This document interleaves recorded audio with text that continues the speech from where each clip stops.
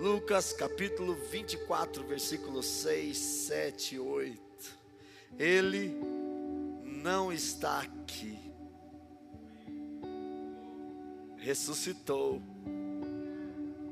Lembre-se do que ele disse: quando ainda estava com vocês na Galileia, é necessário que o Filho do Homem seja entregue nas mãos dos homens pecadores, que seja crucificado e ressuscite no terceiro dia.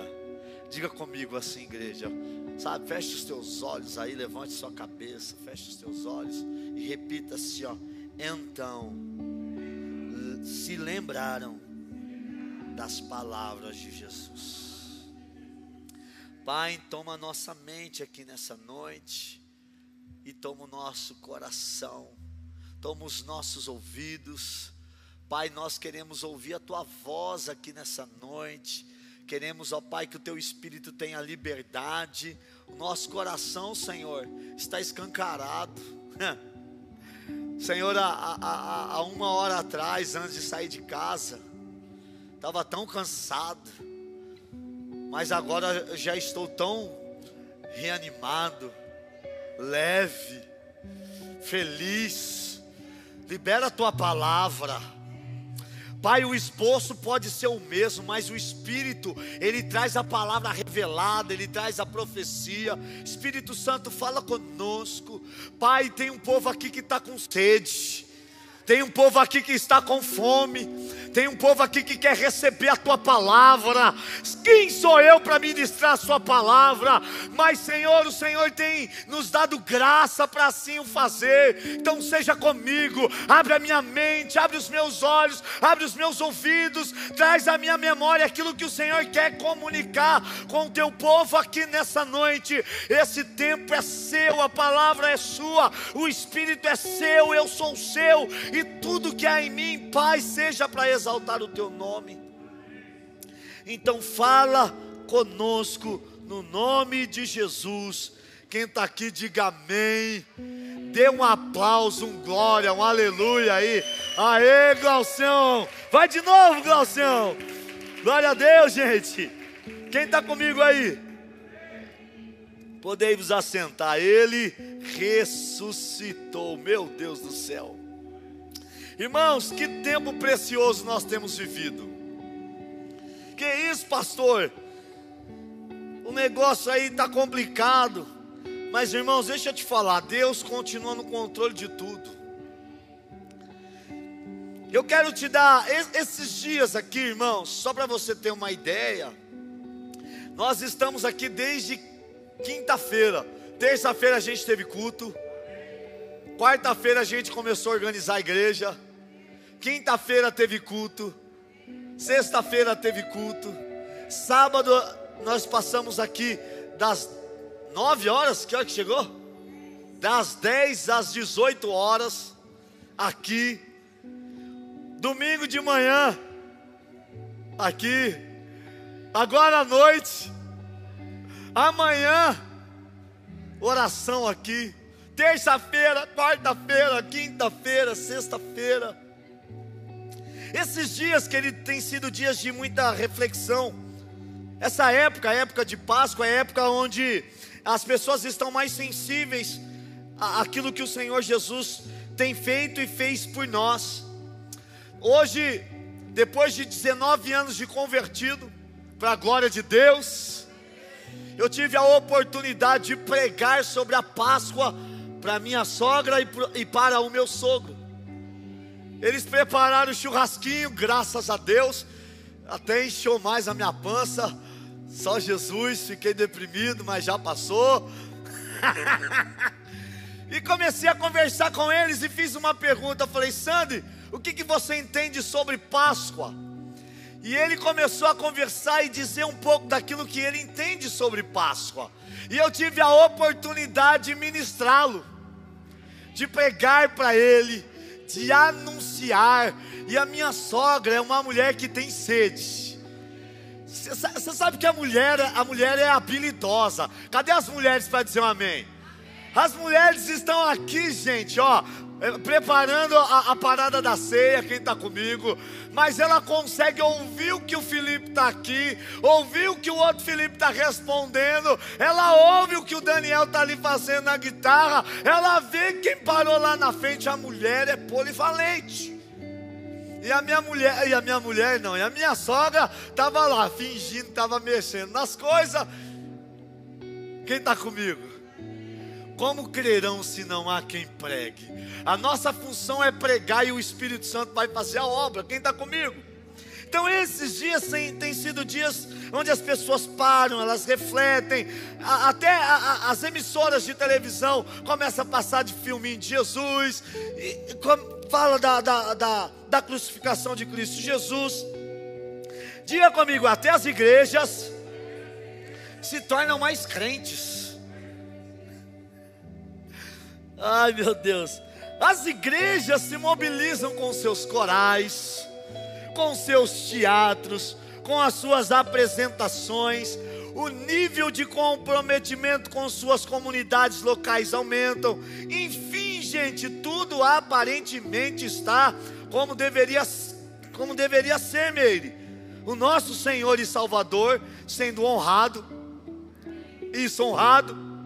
amado, reverenciado por tudo aquilo que Ele fez e tem feito por nós. É um tempo onde as pessoas estão querendo Jesus.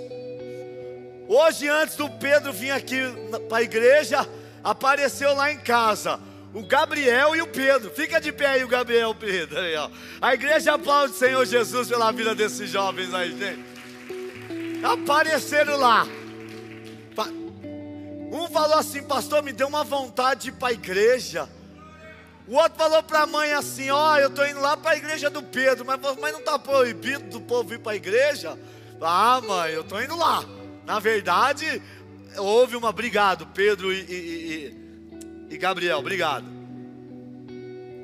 Na verdade houve um pedido e o STF, um dos ministros, liberaram. É por isso que algumas pessoas estão aqui, amém, gente? Chegando aqui na porta da igreja, na hora de sair, a Giovana bate na porta de casa. Quer dizer, na porta do quarto. Pá! Mãe, falei, meu Deus, lá vem. Mãe, dá pra gente ir buscar minha amiga? Quem está comigo? E a Giovana está aqui, a minha filha, com a amiga dela. Fica de pé. Qual que é o seu nome? Ana Laura, fica de pé. A igreja pode aplaudir o Senhor Jesus pela vida da Ana Laura. Seja bem-vinda, Ana Laura. As pessoas, as pessoas elas estão mais sensíveis. Elas estão mais abertas. Elas ouvem um pouco mais. A grande verdade é que nesses dias nós lembramos de maneira mais significativa a vida, a morte e principalmente a ressurreição de Jesus. Diga comigo, e de fato, Ele ressurgiu, irmãos. Ele não apenas ressurgiu, como Ele mostrou que Ele ressurgiu. É aquela história, né, irmãos, que a pessoa fala assim, ó, você mata a cobra e mostra o pau, não é isso? Na verdade, Jesus fez nada disso. Ele matou a cobra e mostrou a cobra morta. Ele não apenas ressurgiu, como Ele comprovou que Ele ressurgiu. Que ele demonstrou que Ele ressuscitou, que Ele confirmou que Ele venceu a morte. Como que aconteceu isso, pastor? Irmãos, existem pelo menos aqui, que eu quero compartilhar com vocês, 12 fatos que comprovam a confirmação que Jesus ressuscitou. O primeiro deles, diga comigo, Jesus apareceu aos seus discípulos. Se você abrir a sua Bíblia no livro de Lucas, capítulo 24, Brunão, dá um pouquinho mais aqui para mim. Lucas 24, a partir do 36, gente, o Grosso vai postar aí, você pode acompanhar aqui na postagem. Diz assim, ó, aqui no telão: enquanto falavam sobre isso, o próprio Jesus apresentou-se entre eles e lhes disse: Pai seja com vocês. Eles ficaram assustados e com medo, pensando que estavam vendo um espírito. E ele lhes disse: por que vocês estão perturbados? E por que vocês se levantam dúvida no coração de vocês? Vejam as minhas mãos e os meus pés, sou eu mesmo. toquem-me e vejam, um espírito não tem carne, nem osso, como vocês estão vendo, que eu tenho. E tendo dito isso, mostrou-lhe as mãos e os pés, e por não crerem ainda, tão cheios estavam de alegria e de espanto, lhes perguntou: você tem aqui algo para comer? E deram-lhe um pedaço de peixe assado, e ele comeu na presença deles. E disse-lhes: foi isso que eu falei enquanto ainda estavam com vocês. Era necessário que se cumprisse tudo que o meu Pai, tudo que a meu respeito está escrito na lei de Moisés, nos profetas e nos salmos. Então lhes abriu o entendimento para que pudessem compreender as Escrituras. E lhes disse: está escrito que o Cristo haveria de sofrer e ressuscitar dos mortos. Quem está comigo, diga amém.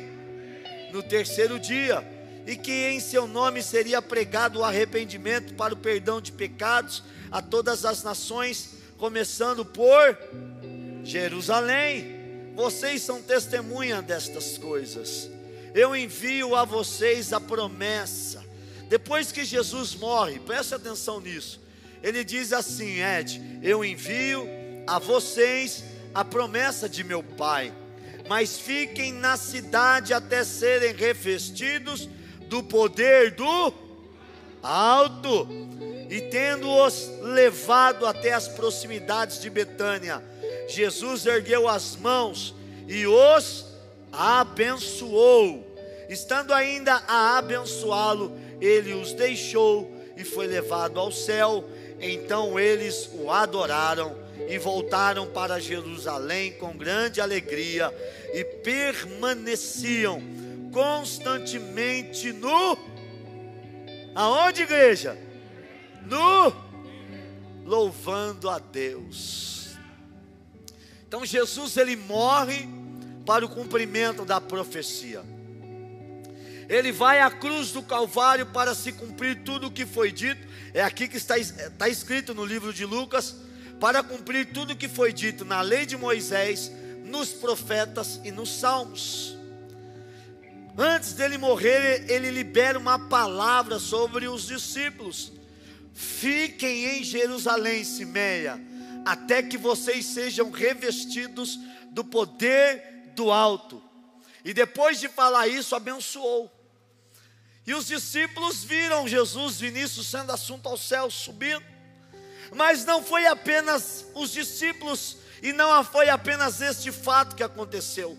Houve mais 12 fatos que aconteceu após a ressurreição de Jesus. E eu tenho uma lista de aparições de Jesus após a ressurreição. Primeiro, foi no domingo da ressurreição. Jesus apareceu a Maria Madalena no jardim onde ficava o sepulcro em Jerusalém. Essa aparição está registrada no Evangelho de Marcos e também no Evangelho de João. Segundo, no mesmo dia Jesus também apareceu em Jerusalém a Maria Madalena e a outra Maria. Essas mulheres iam apressadamente contar aos discípulos o que Jesus havia ressuscitado. Terceiro, também no mesmo dia Jesus apareceu a 2 discípulos no caminho para Emaús. Na ocasião Jesus caminhou com eles, porém eles não o reconheceram até o momento do partir do pão.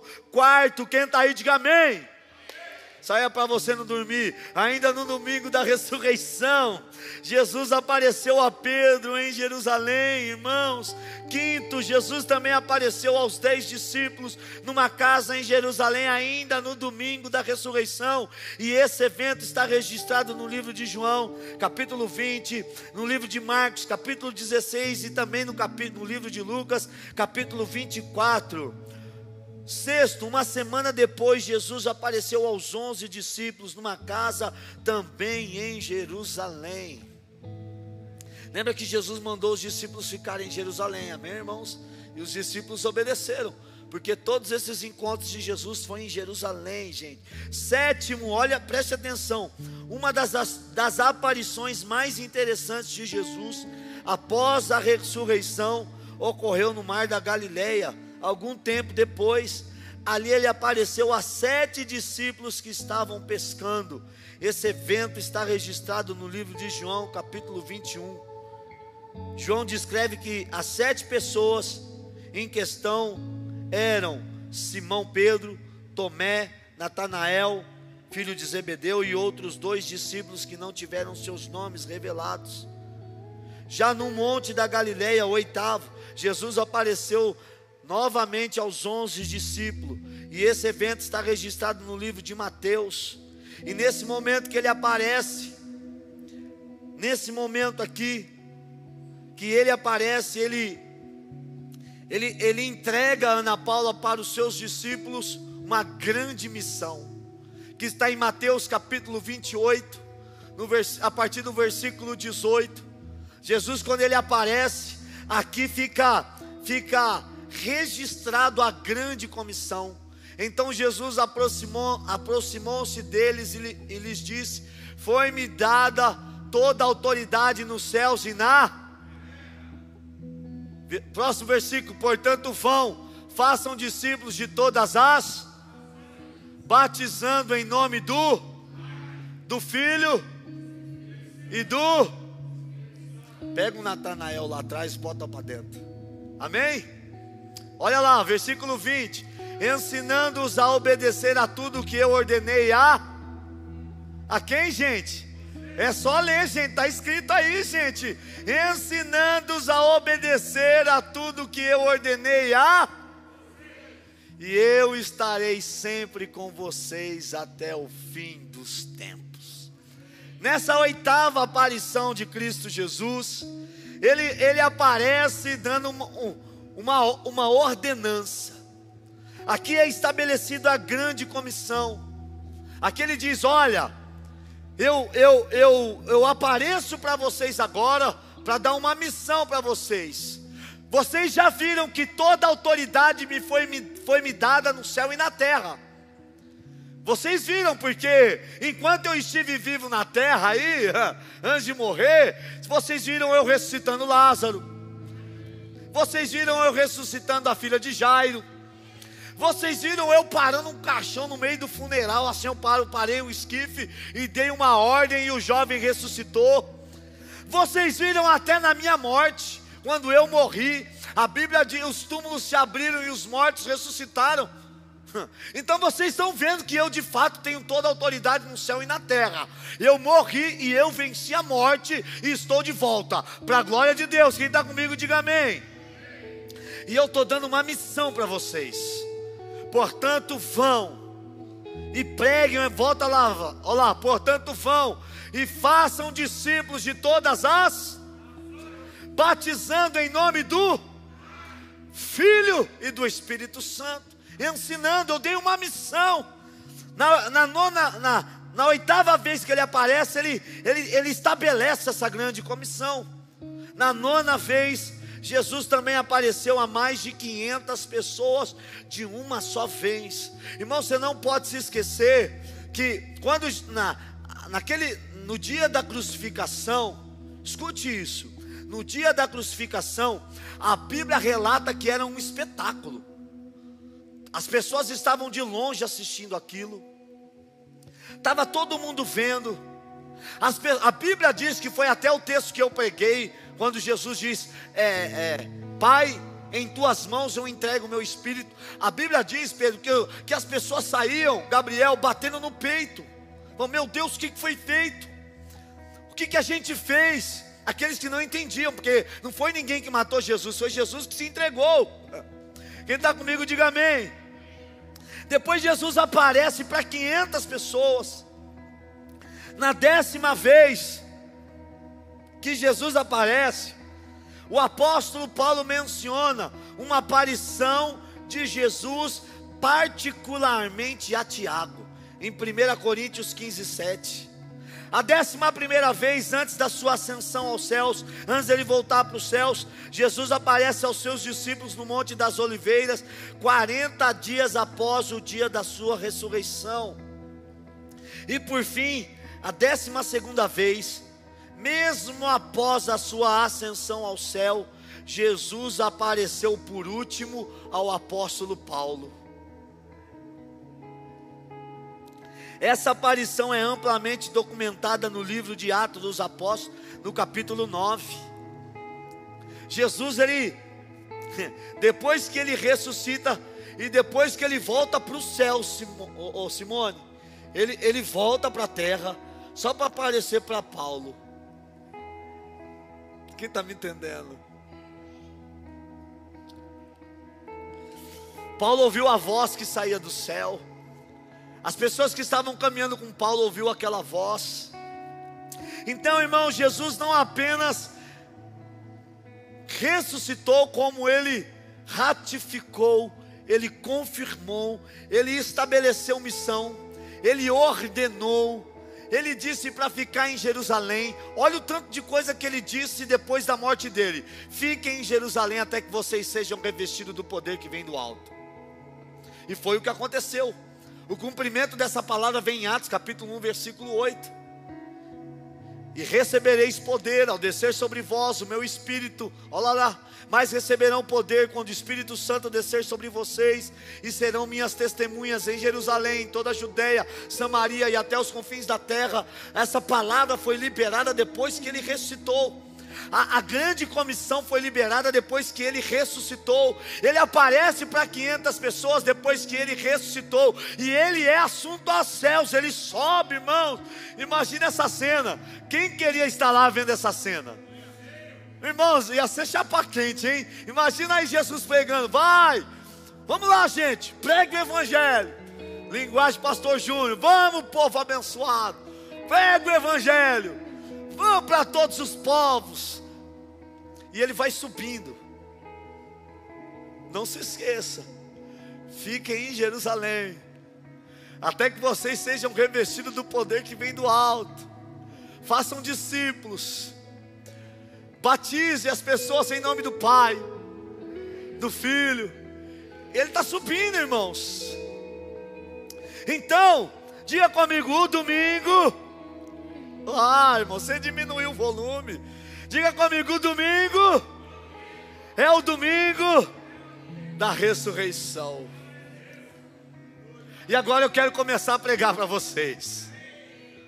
Diga comigo: domingo é o domingo da ressurreição. As mulheres vão até onde ele estava morto, e quando elas chegam naquele lugar, a pedra já estava removida, e Jesus já não estava mais lá. E elas saem de lá com uma certeza: ele ressuscitou. A ressurreição, irmãos, a palavra traduzida como ressurreição vem do grego anástasis, que significa se levantar. Diga amém. Se levantar, ficar de pé novamente. Quando uma pessoa é ressuscitada, ela é levantada dentre os mortos e volta a ser aquela pessoa que era antes. Quem está comigo aqui, levanta as duas mãos. Levante as suas mãos e profetiza comigo. Diga assim comigo: Deus, esta noite é uma noite de ressurreição. Diga: ressurgir significa se levantar, ficar de pé. Então eu quero profetizar: essa é uma noite aonde pessoas que estavam mortas, paralisadas, minguadas, praticamente mortas, estão levantando para a glória de Deus Pai, Deus Filho e Deus Espírito Santo. Porque hoje é noite de se levantar, de se reerguer, de se colocar de pé e entender que aquele que começou a boa obra em nós é fiel para completar. Diga comigo: haverá. Meu Deus, arrepiou tudinho. Diga de novo: haverá ressurreição. Ressurreição, é verdade. A sexta-feira as pessoas estão entristecidas, Jesus está sendo crucificado, é verdade. O sábado, irmãos, é o sábado da interrogação, mas o domingo é o domingo da certeza, é o domingo da ressurreição, é o domingo aonde novamente Cristo Jesus vence a morte, é o domingo da esperança, é o domingo da nova oportunidade, porque cada pessoa, irmãos, que ressuscita, que ressurge, que se levanta, que começa algo novo, ela tem a possibilidade de escrever novos capítulos. Olha para mim, preste seu coração, por favor. Não importa os capítulos que você teve até hoje. Não importa os capítulos que você teve até hoje. Irmãos, o livro ainda está aberto. O livro ainda está aberto. As folhas permanecem brancas. E você pode escrever uma nova história. Sabe o que a Bíblia diz, irmãos? Esquecendo-me das coisas que ficam para trás e prosseguindo para aquelas que estão diante de mim. Então, domingo da Páscoa, domingo da ressurreição, é o domingo da gente dar asa para os nossos sonhos, é o domingo para a gente ativar a nossa fé, é um domingo para a gente falar para a nossa fé: ei, fé, desperta, Deus está te dando uma nova oportunidade.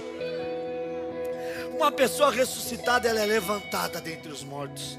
Ela volta a ser a pessoa que era antes. Ressurreição é um substantivo feminino com origem no termo latim que significa ato de ressurgir. Coloca logo as duas mãos sobre a tua cabeça, vai, irmãos. Coloca logo as duas mãos sobre a tua cabeça e profetiza: haverá ressurreição. Pai, ressurge esse homem espiritual que está adormecido. Ressurge essa mulher espiritual que está adormecida. Ressurge essa fé que está adormecida. Ressurge essa esperança que está adormecida. Pai, ressurge, ressurge, porque a força que vence o mundo é a nossa fé. Oh, glória!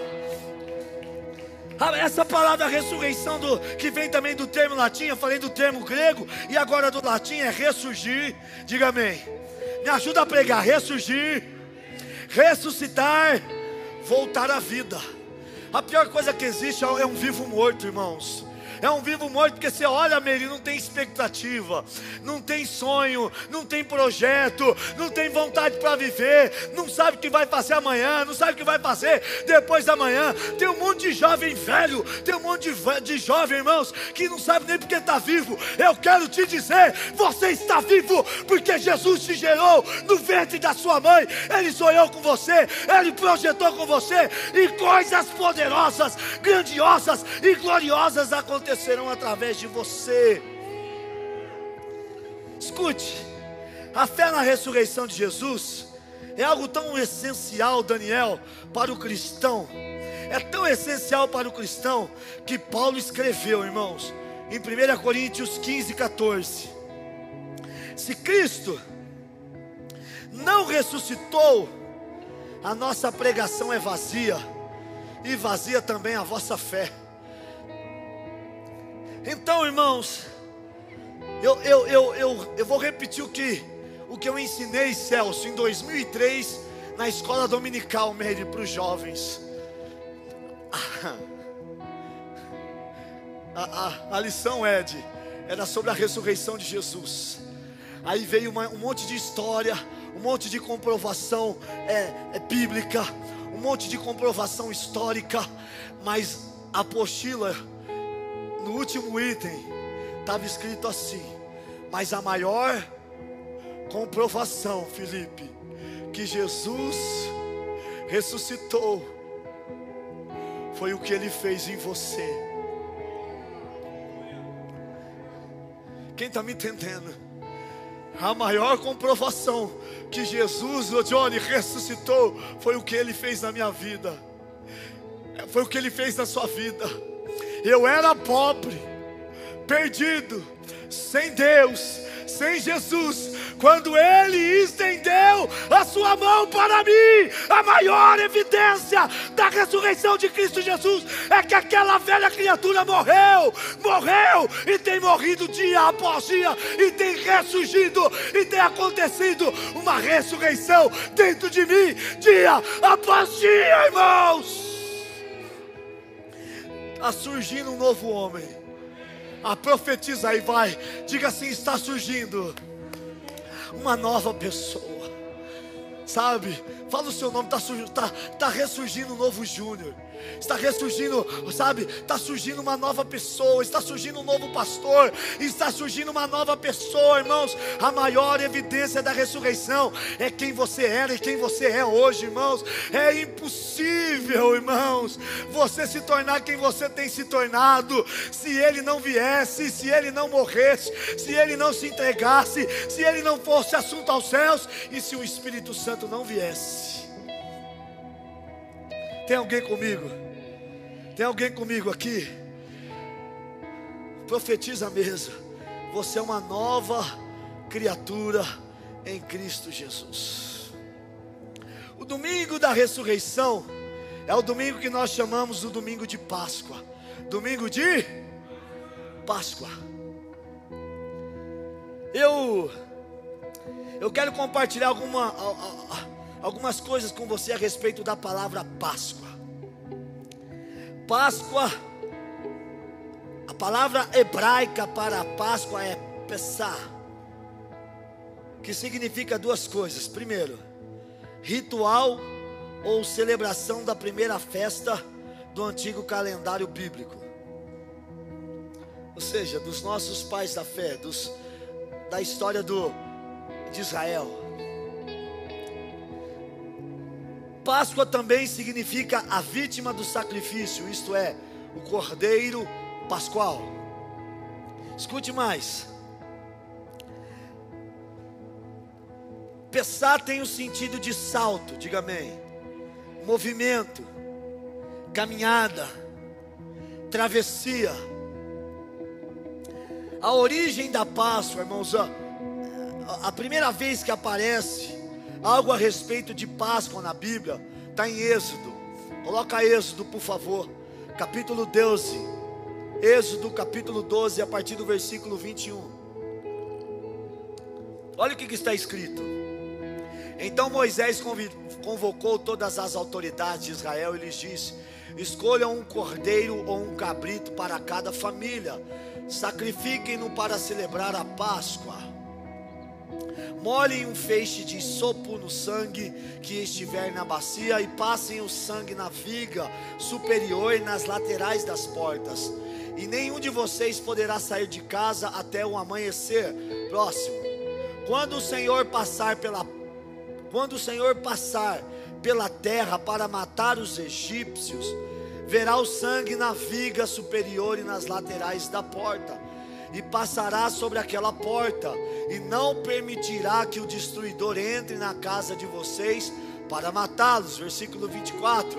Obedeçam essas instruções como decreto perpétuo para vocês e para os seus descendentes. Versículo 25. Quando entrarem na terra que o Senhor prometeu dar a vocês, celebrem essa cerimônia. 26. Quando seus filhos perguntarem o que significa esta cerimônia, responda-lhes: é o sacrifício da Páscoa ao Senhor, que passou sobre as casas dos israelitas no Egito e poupou nossas casas quando matou os egípcios. Então o povo curvou-se em adoração. E o versículo 28 diz: depois os israelitas se retiraram e fizeram conforme o Senhor tinha ordenado a Moisés e a Arão. Preste atenção, irmãos.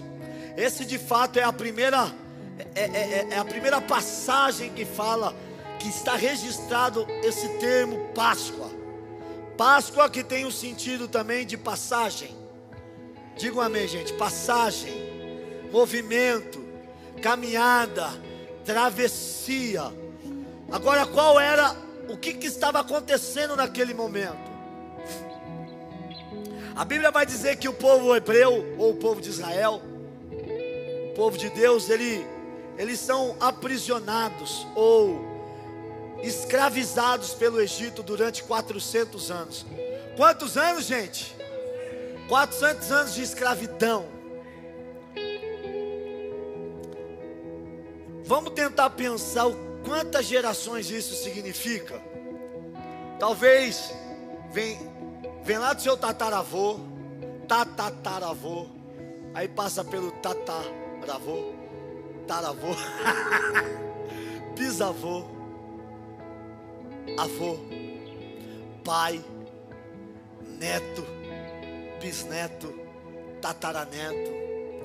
Foi várias gerações, Meire. Alguns estudiosos dizem que uma geração é entre 50 a 70 anos. Se você colocar 50 anos, são 8 gerações. Durante todo esse período, meu filho, o povo hebreu só sabia ser uma coisa: escravo. Só sabia trabalhar para Faraó, fazer aquelas pirâmides. O trabalho deles era basicamente fazer tijolos de barros, fazer as megas construções que tinham na época. Só que o povo de Deus começou a orar. E as orações começaram a subir. Até que chega um determinado momento que Deus resolve libertar o povo dele da mão de Faraó. Quem está aqui, diga amém. E levanta um homem chamado Moisés, o tirado das águas. E esse homem não era, Gabriel, habilidoso com as palavras. Ele não era meio homem comunicador. Aliás, ele era um homem que não sabia falar muito bem, não era articulado nas palavras. Mas ele foi escolhido por Deus para libertar o povo de Deus da mão de Faraó. E durante esse chamado de Deus para Moisés, Deus fala com Moisés através da sarça ardente. Deus dá uma missão para Moisés. Moisés leva o seu irmão Arão para falar com Faraó. E Deus endurece o coração de Faraó. E Deus começa a enviar pragas sobre o Egito, até chegar a 10ª praga. A 10ª praga era a morte de todos os primogênitos. Deus falou para Moisés: eu vou matar todos os primogênitos, eu vou destruir os filhos dos egípcios. Porque, aliás, quando Moisés, irmãos, ele é lançado na água, por isso que é tirado da água. Ele é lançado na água porque o povo hebreu cresceu e se multiplicou. As mulheres, elas davam muitos filhos, elas eram parteiras, né? Elas geravam muitos filhos. E o povo hebreu começou a crescer tanto, Vanessa, que já estava passando a quantidade dos egípcios. Então olha a estratégia de Faraó: vamos matar todas as crianças. Quando isso chegou aos ouvidos da mãe de Moisés, ela lançou a criança dentro de um cesto no mar, no rio Nilo, se eu não me engano é esse o nome, no rio Nilo. E a correnteza foi levando a criança para onde estava a filha do Faraó. As empregadas da filha de Faraó tiraram Moisés das águas, levaram para aquela mulher, e Moisés é criado como o filho da filha de Faraó. Ele cresce como um homem sábio, cheio de conhecimento, cheio de sabedoria, tendo estudos. Ele cresce num outro nível, ele é preparado. Mas, irmão, chega um período que ele começa a ver o povo hebreu sendo massacrado, sendo chicoteado, sendo maltratado, e aquilo começa a entrar no coração dele. Até que numa das vezes, aonde um dos soldados egípcios estão agredindo alguém dos hebreus, Moisés se ira, se levanta contra, e acidentalmente um homem morre. Quando esse homem morre, começa uma perseguição sobre a vida de Moisés. Diga comigo: mas era tudo isso, plano de Deus. Deus tem plano para tudo. E Deus começa a falar com Moisés, e Moisés vai lá para libertar o povo da mão de Faraó. Quando chega na 10ª praga, o que foi feito aqui, irmãos?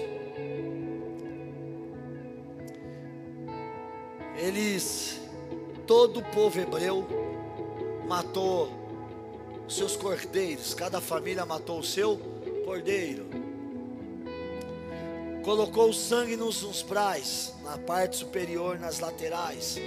Quando o espírito da morte veio, Filipe, ele enxergava, ou o anjo da morte, ele enxergava a marca do sangue, e não entrava naquela casa, mas entrava nas casas aonde, Ana Paula, não tinha a marca. E ali foi morrendo todos os primogênitos dos egípcios, inclusive o filho de Faraó. Então a primeira vez que aparece essa palavra Páscoa, irmãos, que eu já te disse, está relacionado com movimento. Olha isso, caminhada, travessia. E eu usei o termo hoje de manhã, é passagem. O povo hebreu estava passando, estava sendo liberto da escravidão, da opressão. Ele estava sendo liberto das mãos de Faraó. E eles estavam saindo, Johnny, daquela opressão com um destino, a terra prometida. Agora, irmãos, preste atenção nisso. Então a Páscoa era a festa anual dos judeus. Quem está comigo, diga amém. Era comemorativa da saída do povo hebreu do Egito. Agora, qual era o ritual da celebração pascual? O que era feito nesse momento de Páscoa, gente? Retirava-se o sangue do animal, diga amém. Ungia a entrada das cabanas com o sangue do animal, assava a carne do animal, e com a carne assada fazia um grande banquete para a família reunida. O banquete oferecido incluía a presença de pães ázimos ou asmos e ervas amargas nascida no deserto. Então o que era feito, irmãos? Cada família pegava um animal, sacrificava o animal, colocava todo o sangue na bacia. Aquele sangue era passado nas portas, nos umbrais. Então todos os anos, Tati, todos os anos, quando chegava a Páscoa, Simone, o pai, quem está comigo, diga amém, reunia toda a sua família, se assentavam à mesa, porque era um decreto perpétuo, Bruno, e o judeu tinha que dar continuidade nessa cerimônia. Então todos os anos eles matavam o cordeiro, sacrificavam o cordeiro, tirava todo o sangue do cordeiro e colocava na bacia, passava nos umbrais das portas, nas partes superiores, nas partes laterais, e ali o pai começava a contar a história. Vamos sentar, que nós vamos relembrar a história da Páscoa. Vamos assentar, meus filhos, quem está aí, diga amém. E os filhos se assentavam, e ali o pai começava a contar. Meus filhos, a Páscoa, ela surge num momento muito importante para o nosso povo. O nosso povo durante 40 anos, os nossos ancestrais durante 400 anos, foram aprisionados, feitos de escravos na mão de Faraó. E contava toda a história, Meire, e recitava a história. É por isso que até hoje a gente sacrifica o cordeiro, até hoje a gente passa o sangue nos umbrais das portas, porque nós celebramos a passagem da escravidão para a liberdade, da opressão para a nova vida. Nós éramos um povo oprimido, agora nós somos uma nação. E eles começavam a compartilhar aqueles ensinos, que eram passados de geração para... Aí chegou em Jesus, quem está comigo aqui, diga amém. Jesus, ele era judeu. Jesus, ele era... Oh, gente, me ajuda, gente. Jesus, ele era... José e Maria contavam essa história para Jesus todos os anos. E agora Jesus, numa época de Páscoa, aonde todas as famílias iam sacrificar os seus cordeiros, retirar todo o sangue do cordeiro e passar nos umbrais das portas, vem Jesus, que é apresentado pelo maior profeta da época, chamado João Batista. Ele é apresentado por João Batista como o Cordeiro de Deus que tira o pecado do mundo. Quem está comigo aqui, diga amém. Quando chega no livro de Lucas, irmãos, capítulo 22, no versículo 7, era um momento de celebração de Páscoa. Era um período que o povo judeu ia com seus familiares para Jerusalém para celebrar a Páscoa. Olha o que está escrito em Lucas 22, 7. Finalmente chegou o dia dos pães sem fermento, o qual devia ser sacrificado o cordeiro pascual. Jesus enviou Pedro e João dizendo: vão preparar a refeição da Páscoa. Onde quer? Aí eles respondem: onde queres que a preparemos? E perguntaram eles, e ele respondeu: ao entrarem na cidade, preste atenção, gente, vocês encontrarão um homem carregando um pote de água. Sigam-no até a casa em que eles entrar, e digam ao dono da casa: o mestre pergunta: onde é o salão de hóspedes, no qual poderei comer a Páscoa com os meus discípulos? E ele lhes mostrará uma ampla sala no andar superior, toda mobiliada. Diga comigo: façam ali os preparativos.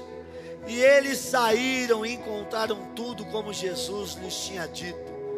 Então prepararam a Páscoa.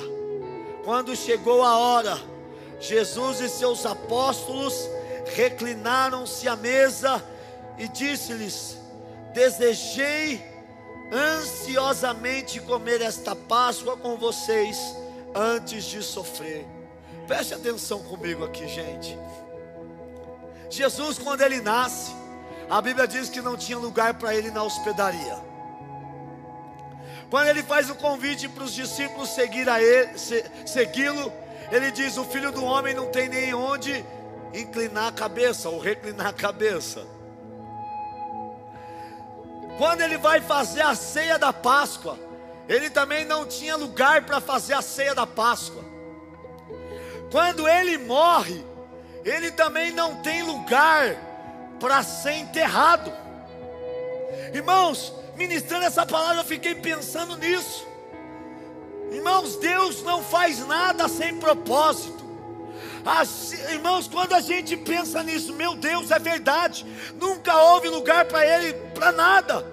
Não tinha lugar na hospedaria, não tinha lugar para reclinar a cabeça, não tinha lugar para fazer a festa da Páscoa, não tinha lugar para ser enterrado. Ele realmente não tinha nenhum lugar físico. Sabe por quê, irmãos? O projeto de Jesus sempre foi morar no coração da igreja. Ele não tinha nem lugar na igreja de Laodiceia, porque a Bíblia diz em Apocalipse 3:20 que ele vem: eis que estou à porta aí, bato. Era uma igreja acostumada a fazer culto sem Jesus, a orar sem Jesus, a celebrar sem Jesus, a fazer ceia sem Jesus, a ter Páscoa sem Jesus. Eles acostumaram, virou um ritual, virou algo decorado. Mas uma coisa eu sei, irmãos: pode não ter lugar para Jesus na hospedaria, pode não ter lugar para Jesus reclinar a cabeça, pode não ter lugar para Jesus fazer a Páscoa, pode não ter lugar para Jesus ser sepultado, pode não ter lugar para Jesus dentro da igreja de Laodiceia. Mas uma coisa eu sei: Jesus, aqui tem lugar para o Senhor.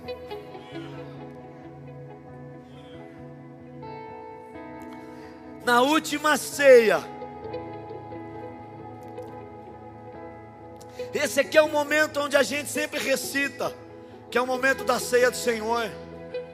Mas na verdade era o momento da ceia pascual, era a Páscoa. E Jesus, ele ansiava em comer esta Páscoa com os discípulos antes de morrer. A Bíblia diz: por isso eu digo, não comerei dela novamente até que se cumpra o reino de Deus. Alguém aqui está comigo e está entendendo alguma coisa, gente? Quando a gente chega Em 1 Coríntios, no capítulo 11, no versículo 23, o apóstolo Paulo diz assim: porque eu recebi do Senhor o que também entreguei a vocês, que o Senhor Jesus, na noite em que foi traído, tomou o pão, tendo dado graças, partiu e disse: isso é o meu corpo que é dado em favor de vocês, façam isso em memória de mim. Da mesma forma, depois da ceia, ele tomou o cálice, dizendo: este cálice é a nova aliança no meu sangue, fazei isso sempre que beberem em memória de mim, porque sempre que comerem deste pão e beberem deste cálice, vocês anunciam a morte do Senhor até que ele venha. Agora presta atenção nisso que eu estou encerrando, irmãos. Quero já chamar o grupo de louvor. Presta atenção no que eu vou falar com vocês.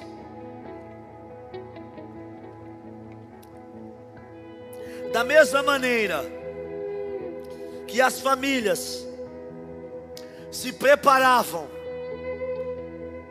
pode apagar a luz, por favor. Da mesma maneira que as famílias se preparavam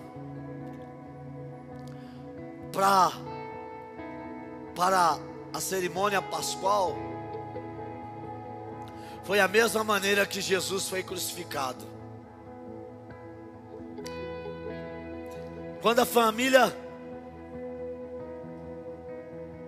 Quando os hebreus chegavam no período da festa, eles sacrificavam o cordeiro.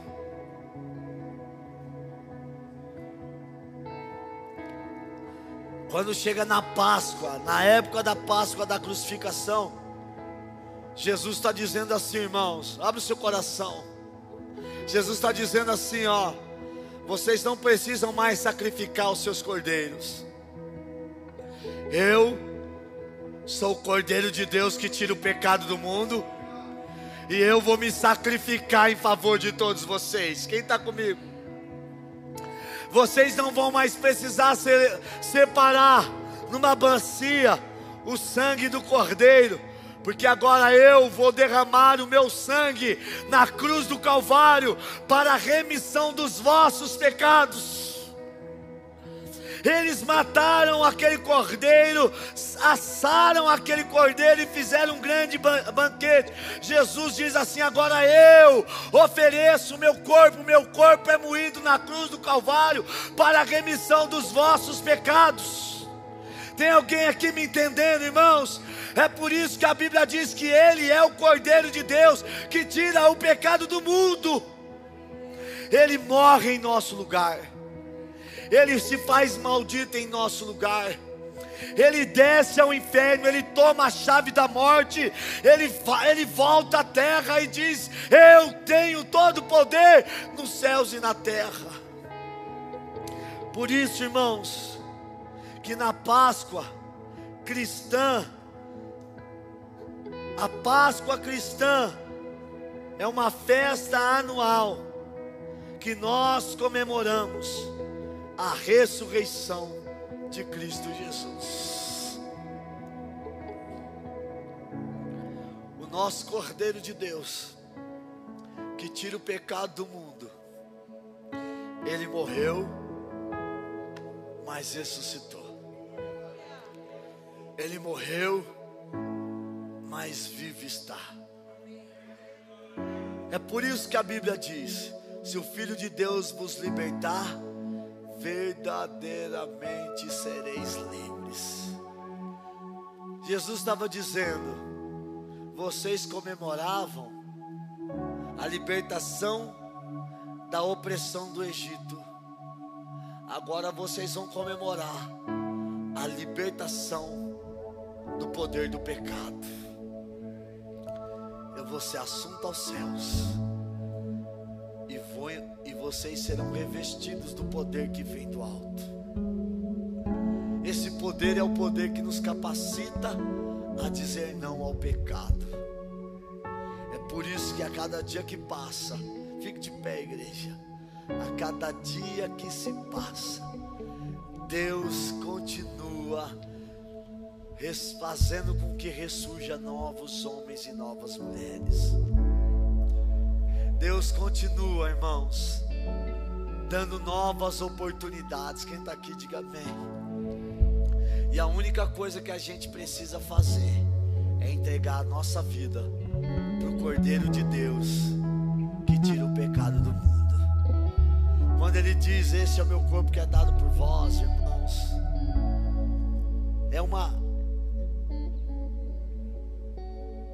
ele está dizendo assim: vocês comiam do Cordeiro para celebrar essa libertação. Agora vocês vão comer da minha carne, vão beber do meu sangue, porque quem não come da minha carne e não bebe do meu sangue não tem parte de mim. Então sabe o que eu quero dar para vocês? Uma feliz Páscoa. Haverá ressurreição, haverá esperança. Ele não está mais aqui, ele ressuscitou. Ele ressuscitou para que eu e você pudéssemos crer no poder da ressurreição. Ele ressuscitou para que eu e você acreditássemos que Ele tem uma nova Jerusalém preparada para mim e para você. Eu quero te convidar a fechar os teus olhos enquanto a gente vai adorar. Sabe, irmãos, eu gostaria de verdade que você agradecesse a Jesus por tudo aquilo que Ele fez em seu favor e em meu favor. Haverá ressurreição. Vou repetir: haverá ressurreição. Haverá ressurreição. Vai ressurgir novas pessoas em nosso meio. Teu sangue leva-me além. Diga: a todas as alturas.